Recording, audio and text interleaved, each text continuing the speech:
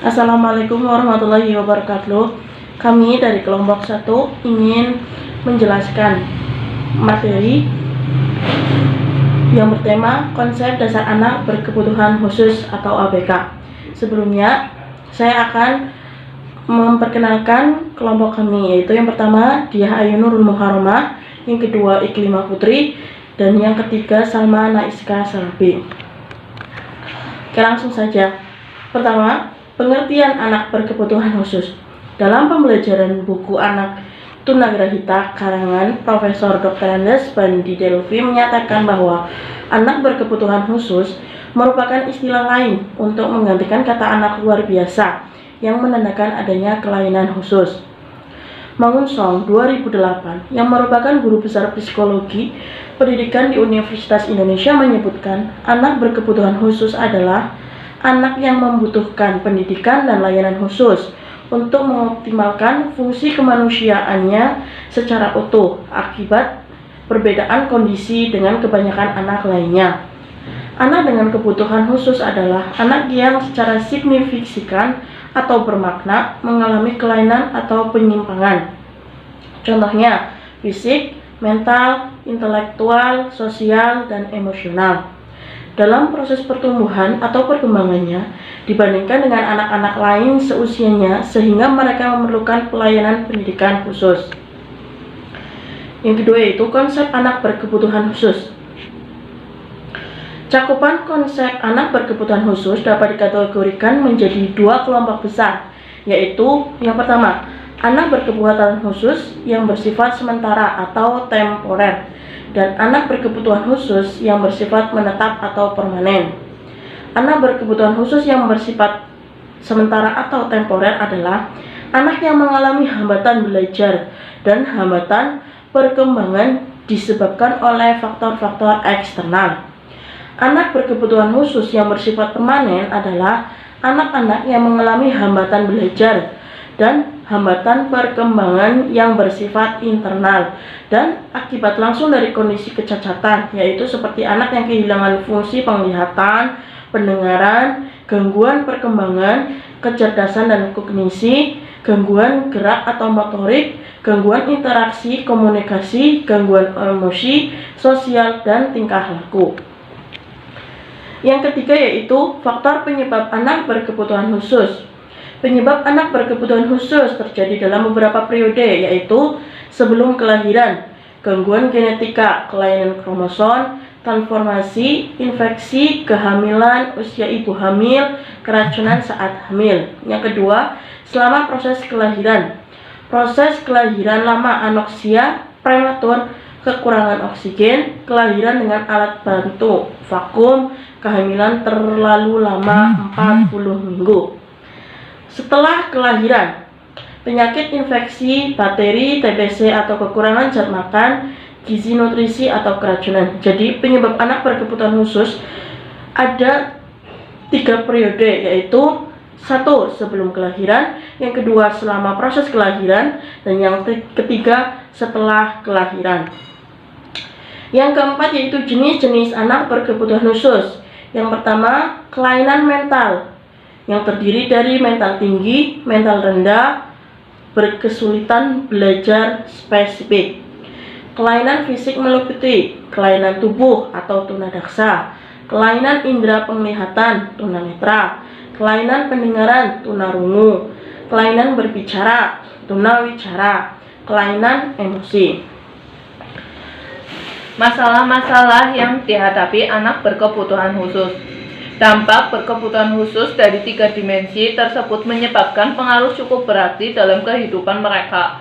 Keterbatasan dan daya kemampuan yang mereka miliki menimbulkan munculnya berbagai masalah. Masalah yang mereka hadapi relatif berbeda-beda, walaupun ada kesamaan yang dirasakan oleh mereka ini sebagai dampak berkebutuhan khususan, dan yang ada kesamaan dirasakan mereka. Amin 1995 41 sampai 51 meliputi masalah kesulitan dalam kehidupan sehari-hari, Masalah ini berkaitan dengan kesehatan dan pemeliharaan sendiri, seperti cara makan, menggosok gigi, memakai baju, memasang sepatu, serta pekerjaan rumah tangga yang sangat sederhana. Lanjutan. Masalah penyesuaian diri, kemampuan menyesuaikan diri dengan lingkungan dipengaruhi faktor salah satunya kecerdasan. Masalah penyaluran ke tempat kerja. Keterbatasan pada anak berkebutuhan khusus merupakan problem di dalam mendapatkan pekerjaan. Masalah kesulitan belajar. Keterbatasan kemampuan fisiologik dari anak berkebutuhan khusus mengakibatkan kesulitan mencapai prestasi belajar di bidang akademik. Masalah gangguan kepribadian dan emosi. Keterbatasan pada fisiologis anak berkebutuhan khusus menyebabkan keseimbangan pribadinya kurang stabil. Misalnya, berdiam diri berjam-jam lamanya, gerakan yang hiperaktif, mudah marah, mudah tersinggung, suka mengganggu orang lain di sekitarnya, bahkan tindakan merusak, destruktif. Masalah pemanfaatan waktu luang. Anak berkebutuhan khusus dalam tingkah lakunya sering menampilkan tingkah laku nakal dan mengganggu ketenangan lingkungannya. Hal ini terjadi karena anak berkebutuhan khusus tidak mampu berinisiatif yang dipandang layak oleh lingkungan. Implikasi terjadinya anak berkebutuhan khusus. Masalah-masalah yang dihadapi anak berkebutuhan khusus. Dampak berkebutuhan khusus dari 3 dimensi tersebut menyebabkan pengaruh cukup berarti dalam kehidupan mereka. Keterbatasan dan daya kemampuan yang mereka miliki menimbulkan munculnya berbagai masalah.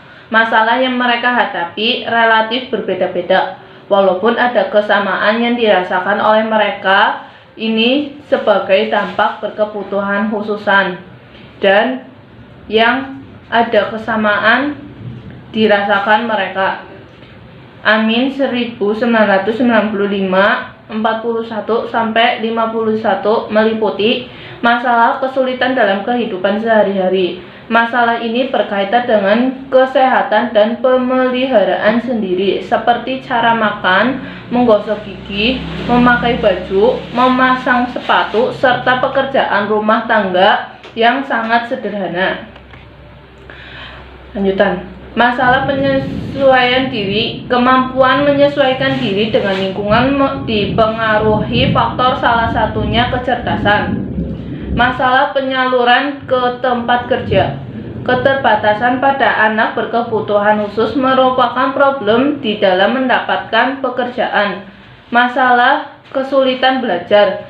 Keterbatasan kemampuan fisiologik dari anak berkebutuhan khusus mengakibatkan kesulitan mencapai prestasi belajar di bidang akademik. Masalah gangguan kepribadian dan emosi. Keterbatasan pada fisiologis anak berkebutuhan khusus menyebabkan keseimbangan pribadinya kurang stabil. Misalnya, berdiam diri berjam-jam lamanya, gerakan yang hiperaktif, mudah marah, mudah tersinggung, suka mengganggu orang lain di sekitarnya, bahkan tindakan merusak, destruktif. Masalah pemanfaatan waktu luang. Anak berkebutuhan khusus dalam tingkah lakunya sering menampilkan tingkah laku nakal dan mengganggu ketenangan lingkungannya. Hal ini terjadi karena anak berkebutuhan khusus tidak mampu berinisiatif yang dipandang layak oleh lingkungan. Implikasi terjadinya anak berkebutuhan khusus. Implikasi terjadinya anak berkebutuhan khusus. Yang pertama yaitu dampak fisiologis. Dampak fisiologis terutama pada anak-anak yang mengalami kelainan yang berkaitan dengan fisik, terutama sensori-sensori. Terlihat keadaan fisik penyandang berkebutuhan khusus kurang mampu mengkoordinasi geraknya. Bahkan pada berkebutuhan khusus, taraf berat dan sangat berat baru mampu berjalan di usia 5 tahun. Atau ada yang tidak mampu berjalan sama sekali. Tanda keadaan fisik penyandang berkebutuhan khusus yang kurang mampu mengkoordinasi gerak antara lain kurang mampu koordinasi sensori motor, melakukan gerak yang tepat dan terarah, serta menjaga kesehatan. Yang kedua yaitu dampak psikologis. Dampak psikologis berkaitan dengan kemampuan jiwa lainnya. Karena keadaan mental yang labil akan menghambat proses kejiwaan dan tanggapan terhadap lingkungan. Kekurangan kemampuan dalam penyesuaian diri yang diakibatkan adanya ketidaksempurnaan individu. Selanjutnya yaitu dampak sosiologis. Dampak sosiologis timbul karena adanya hubungan dengan kelompok atau individu di sekitarnya, terutama keluarga dan saudara-saudaranya. Kehadiran anak berkebutuhan khusus di keluarga menyebabkan berbagai perubahan dalam keluarga. Keluarga sebagai suatu unit sosial di masyarakat dengan kehadiran anak berkebutuhan khusus merupakan suatu musibah, kesedihan, dan beban yang berat. Kondisi itu termanifestasi dengan reaksi yang bermacam-macam, seperti kecewa, syok, marah, depresi, rasa bersalah, dan bingung. Reaksi yang beraneka ini dapat mempengaruhi hubungan antara anggota keluarga yang selamanya tidak akan kembali seperti semula. Baik, terima kasih. Semoga bermanfaat. Wassalamualaikum warahmatullahi wabarakatuh. Terima kasih presentasi dari kelompok kami. Semoga penjelasan dari kami bermanfaat bagi kalian semua. Kami akhiri, billahi taufiq wal hidayah. Wassalamualaikum warahmatullahi wabarakatuh.